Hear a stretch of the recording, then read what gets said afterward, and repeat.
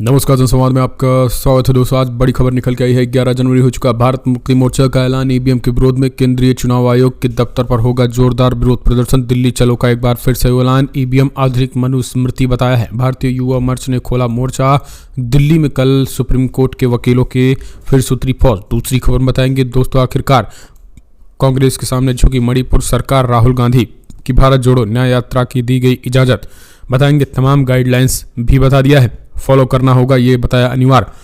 भारत जोड़ो न्याय यात्रा का पंपलेट और वेबसाइट भी कांग्रेस ने किया लॉन्च। बताएंगे। तीसरी खबर, महाराष्ट्र में शिंदे रहेंगे सीएम, एकनाथ ही असली शिवसेना। बताएंगे विधानसभा स्पीकर ने उद्धव गिट की अपील खारिज करते हुए क्या कुछ ऐलान किए हैं। वहीं बड़ी खबर निकल के आई है, मोदी के चलते रामलला से दूरी, शंकराचार्यों की नाराजगी। बताएंगे आखिर तगड़ा झटका दिया है।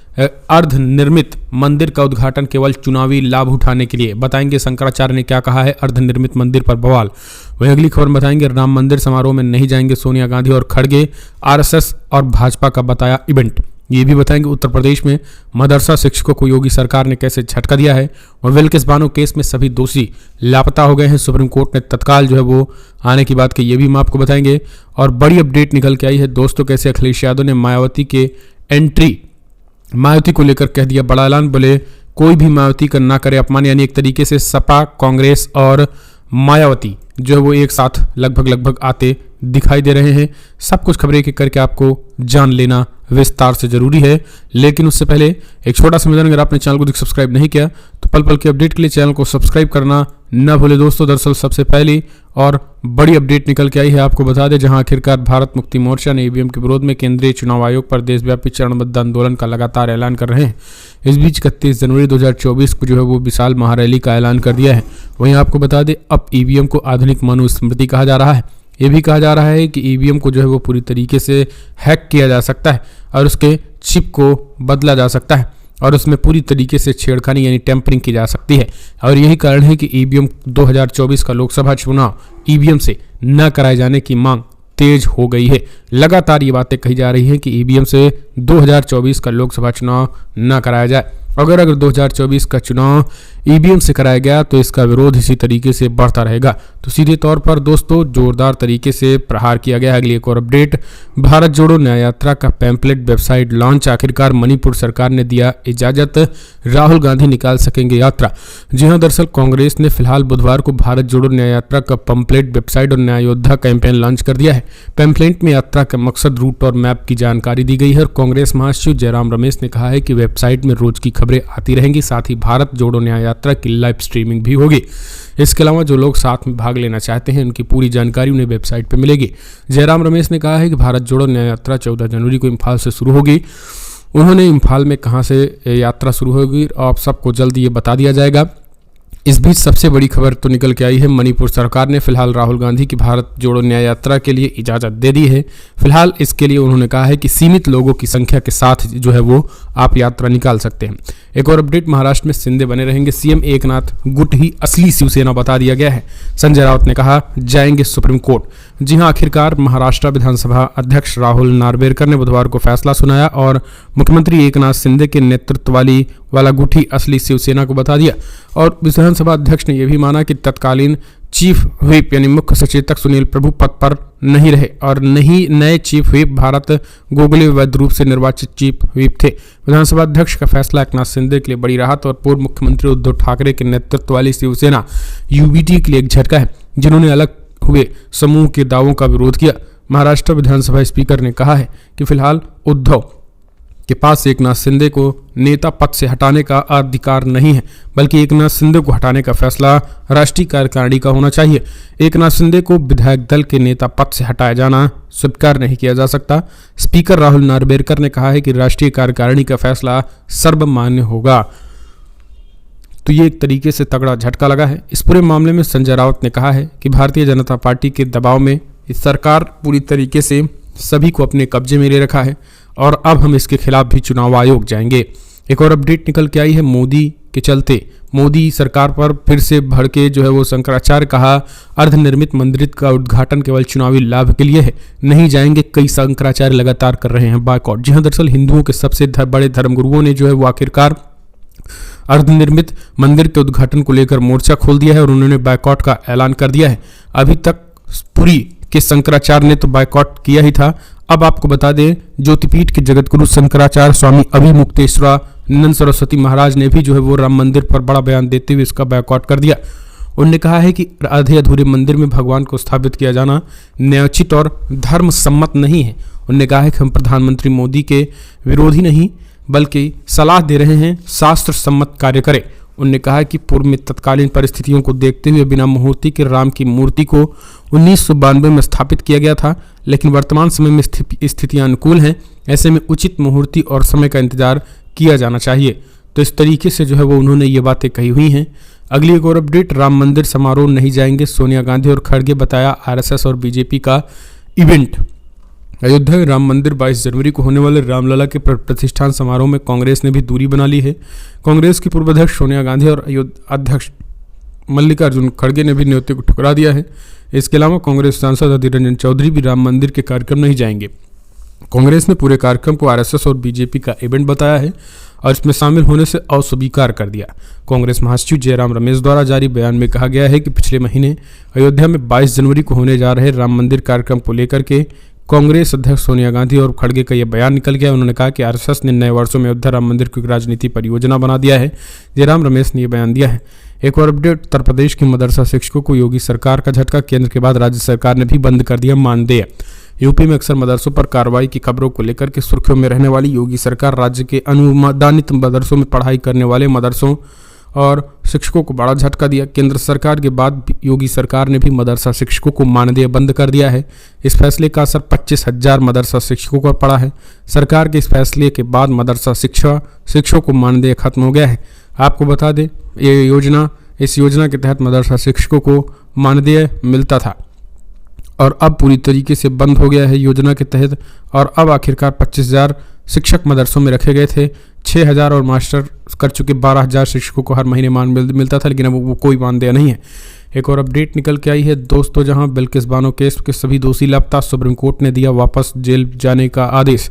बिल्किस बानो गैंगरेप केस के दोषी फिलहाल लापता हैं। खबरों के मुताबिक 11 से कम में कम दोषी फिलहाल अपने घरों पर नहीं हैं और ना ही उनके घरों में किसी कोई सूचना जानकारी है।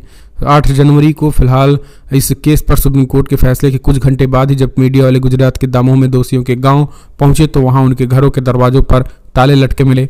बिल्किस बानो केस के 11 में से 6 दोषी लापता हैं, जिनकी रिहाई को सुप्रीम कोर्ट ने निरस्त कर दिया है और वापस जेल भेजे जाने का आदेश दे दिया था। सुप्रीम कोर्ट ने गुजरात सरकार के उस फैसले को पलट दिया था जिसमें इन दोषियों को अच्छे आचरण के आधार पर रिहा किया गया था। एक और अपडेट निकल के आई है दोस्तों, फिलहाल उत्तर प्रदेश में अखिलेश ने दे दिए संकेत, कहा मायावती के खिलाफ कोई अपशब्द बयानबाजी न करे। सीट शेयरिंग के मुद्दे पर सपा, रालोद, बसपा और कांग्रेस की हो सकती है एंट्री। जी हां, दरअसल आखिरकार बसपा से नाराज अखिलेश यादव ने आखिरकार मायावती के खिलाफ अपशब्द बयानबाजी न करने की अपने नेताओं को चेतावनी दे दी है, जिससे ये संकेत साफ हैं कि उत्तर प्रदेश में फिलहाल कांग्रेस पार्टी की राह मायावती को अपने साथ लेने की तैयारी जो है वो सफल साबित होती दिखाई दे रही है। इस पूरे मामले में अब खबर निकल के आई है कि इंडिया गठबंधन में जल्द ही मायावती की एंट्री हो सकती है। मायावती की एंट्री जो है वो फिलहाल काफ़ी ज़्यादा गहन मंथन के बाद हुआ है।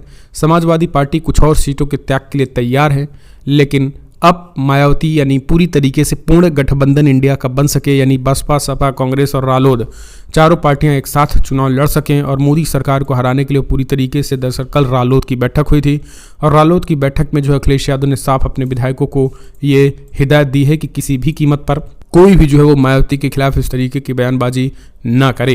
तो इस तरीके से ये चीज़ें देखने को मिल रही हैं। अगली एक और अपडेट निकल के आई है दोस्तों, विद्रोहियों ने एक बार फिर से किया है भीषण अटैक। जी हाँ, आपको बता दें हूतियों ने 21 मिसाइलों से किया है अटैक।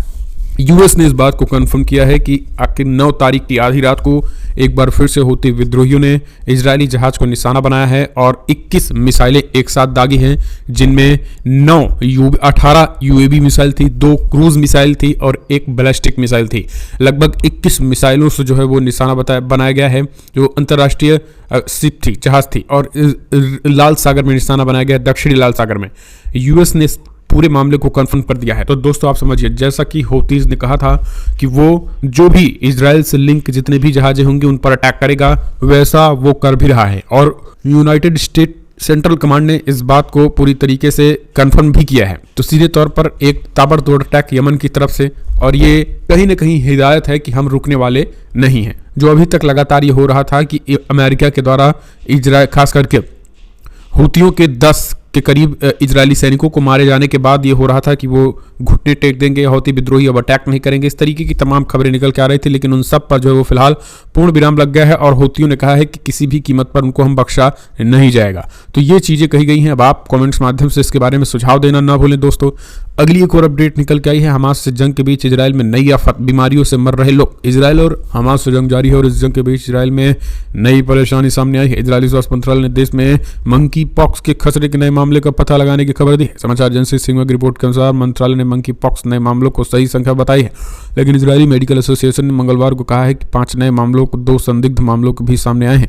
मंत्रालय ने ऐसे किसी व्यक्ति से जिसे बुखार और दाने निकल आए हैं जो मंकी पॉक्स के संदिग्ध व्यक्ति के निकट संपर्क में रहा हो, आग्रह किया है कि उसे डॉक्टर से संपर्क करना चाहिए। देश में 2022 में मंकी पॉक्स के 262 मामले सामने आने के बाद पिछले साल इसका केवल 1 मामला सामने आया था। खसरे के संक्रमण के संबंध में मंत्रालय ने एक बच्चे और एक वयस्क के 2 मामले दर्ज किए गए हैं, जिसमें कहा गया है कि संक्रमण स्रोत की पहचान नहीं की गई है। दोनों में से कोई भी हाल ही में विदेश नहीं गया था। मार्च 2018 में एक असामान्य प्रकोप को छोड़कर जब 4250 से अधिक मामलों का पता चला था, पिछले कुछ दशकों में इजराइल में खसरे की कभी कभार ही रिपोर्ट सामने आई है। तो ये चीज़ें जो हैं वो देखने को मिली हैं। अगली एक और अपडेट निकल के आई है दोस्तों, जहां आखिरकार अबू हमजा ने कहा कोई हमारे हथियार छीनता है तो हम उसकी आत्मा छीन लेंगे। जी हाँ, लगातार आपको बता दें अबू उबैदा के साथ साथ ही एक अबू हमजा भी हैं। अबू हमजा भी अबू मुजाहिदीन रेजिस्टेंट के वो प्रवक्ता हैं और आपको बता दें उन्होंने सीधे तौर पर कहा है कि आज दुनिया भर में जो ताकतें गाजा पट्टी में हमसे लड़ाई लड़ रही हैं, हम पूरी तरीके से तैयार हैं, लेकिन वो ये ना समझें कि वो हमें मारकर पूरी तरीके से खुश रहेंगे। उनका परिणाम भुगतने के लिए तैयार हैं और वो इस चीज़ को वो उन्होंने स्पष्ट कहा है कि वो धमकी देते हुए धमकी लहजे में कहा है कि वो तैयार रहें और हम उनकी सांसें छीन लेंगे। एक और अपडेट निकल के आई है बिग ब्रेकिंग, जहां हौतियों ने गैर इजरायल जहाज़ों पर हमला करने के लिए भाड़े के सैनिकों को नियुक्त करने पर संयुक्त अरब अमीरात पर हमले की चेतावनी दी है। अंसरुल्लाह की रक्षा समिति के सदस्य अदुस्साह जहब ने कहा है कि यूएई गैर इजरायल जहाज़ों पर हमला करने और दोस्त हम पर मरने के लिए भाड़े के सैनिक को काम पर रखा है। यदि यूएई ऐसा करता है तो हमारे हमलों से नहीं बच पाएगा। दरअसल आपको बता दें ये जो युद्ध चल रहा है, जो अटैक चल रहा है, इसमें कुछ मुस्लिम देश आपस में ही भिड़ते नजर आए हैं, जैसे कि यमन और यूएई सऊदी। दरअसल सऊदी अरब और यमन का एक तरीके से विवाद रहा है पुराना, और यूएई से भी विवाद रहा है। ऐसे में अब जो है वो यूएई जो है वो भाड़े के सैनिकों के साथ मिल करके वो खास करके गैर इजरायली पोर्ट पर अटैक कर रहा है, ताकि एक तरीके से उन पर आरोप जो है वो यमन पर लगाया जाए। तो यमन ने ये चीज़ें कहा है कि अगर गैर इजरायली पोर्ट पर अटैक होता है तो वो हमारे द्वारा नहीं बल्कि यूएई के भाड़े सैनिकों द्वारा किया जा रहा है और यूएई हमको बदनाम करने के लिए ऐसा कर रहा है। तो इस तरीके से ये चीज़ें पहले ही कंफर्म कर दिया गया है। एक और अपडेट, आम नागरिकों की मौत अस्वीकार। एक बार फिर से दोस्त इजराइल का भारत ने छोड़ा साथ। यूनाइटेड नेशन में भारत ने दिया झटका, संघर्ष रोकने की मांग। जी हाँ, दरअसल भारत ने मंगलवार को एक बार फिर से संयुक्त राष्ट्र में इजराइल और फलस्तीनी के नेताओं के साथ लगातार संपर्क में और किसी भी तरीके के आम नागरिकों की हो रही मौत को स्वीकार बताया। भारत ने यूएन में अपने बयान में कहा है कि इजराइल और हमास के बीच संघर्ष शुरू होने के बाद भारत का संदेश स्पष्ट और सुसंगत रहा है। इस युद्ध का पश्चिमी एशिया में व्यापक संघर्ष हो सकता है और युद्ध को बढ़ने से रोका जाना चाहिए। दरअसल आपको बता दें भारत ने यह भी कहा है कि उसने मानवीय सहायता जारी रखने और शांति एवं स्थिरता की शीघ्र बहाली का आग्रह किया है। संयुक्त राष्ट्र में भारत की स्थायी प्रतिनिधि रुचिरा कंबोज ने मंगलवार को संयुक्त राष्ट्र में कहा है कि इजराइल और हमास के बीच चल रहे संघर्ष में बड़े पैमाने पर नागरिकों विशेषकर महिलाओं और बच्चों की जान चली गई है और इसके परिणामस्वरूप एक खतरनाक मानवीय संकट